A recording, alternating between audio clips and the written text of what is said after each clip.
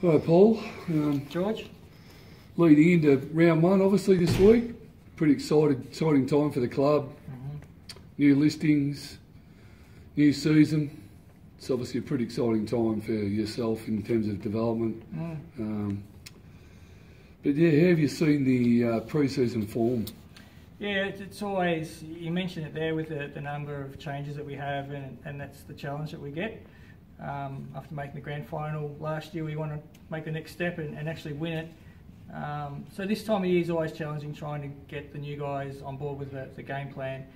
And I think you've seen the results the same way. So I think we've won 3, lost 2, and from week to week we might get a different outcome. And after the weekend, that's what I spoke to the boys about, that we need to give that consistency across all our performances. We don't want to see peaks and troughs all the time. So, and we get that with a new group, we get it with a young group, but for us, if we're going to go anywhere, we need to get that consistency.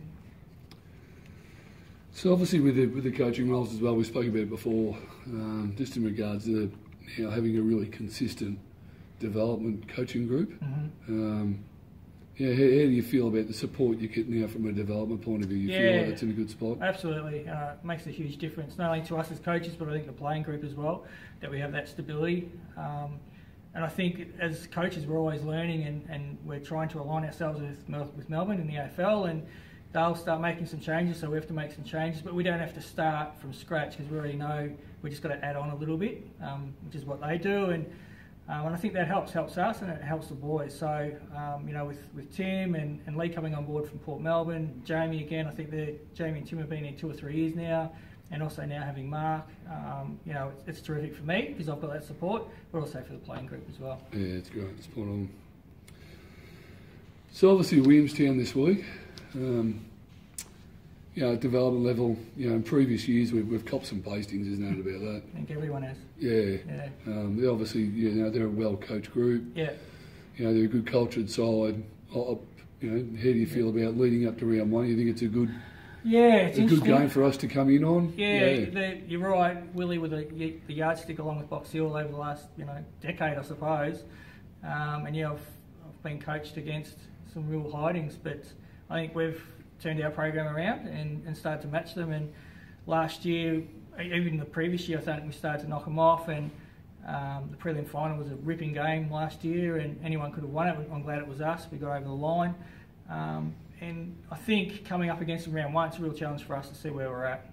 The year before we played Frankston, we probably knew that we had them covered, but with Williamstown, you always know what you're up against. And for us, it's a great challenge. I'm really looking forward to it.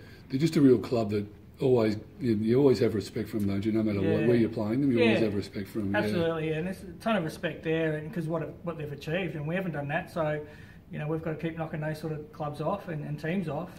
Last year probably had a bit of an edge because I was coached by one of our old coaches in 40, so that's always nice as well. But yeah, I'm looking forward, and it's at Willie. We haven't played out there for a while, so looking forward to that. And finally, just obviously players that may impress you.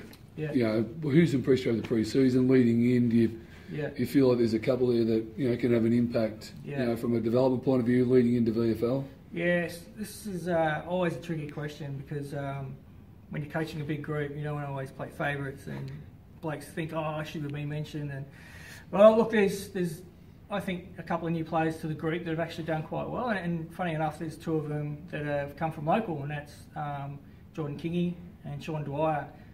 New to the program, new to the system, been playing local footy, and all of a sudden they've got to learn an AFL system, and they've taken it on board. They took a little bit of a while, but all of a sudden they start playing some great development footy, and then all of a sudden they get a VFL opportunity and did not look out of place. And for me, as a coach, that's what I want. I want to set my guys up that they can play VFL footy and not look out of place, and I think that's what, as a club, we expect. And then everyone, well, not everyone, I know probably the coaching committee have been speaking about McKelty, Lafau, who's a rugby player now playing footy, and he's just exciting to watch. And I think the future for that kid's, could be anything. So for us, it's about putting time and effort into him and trying to develop his game, and then he can play, hopefully, VFL and maybe drafted. Well done, good answers, Carbs. And apologies to all the other players. Good luck for the 2017 season. I look forward to working with you, mate. Thanks, George. Good stuff.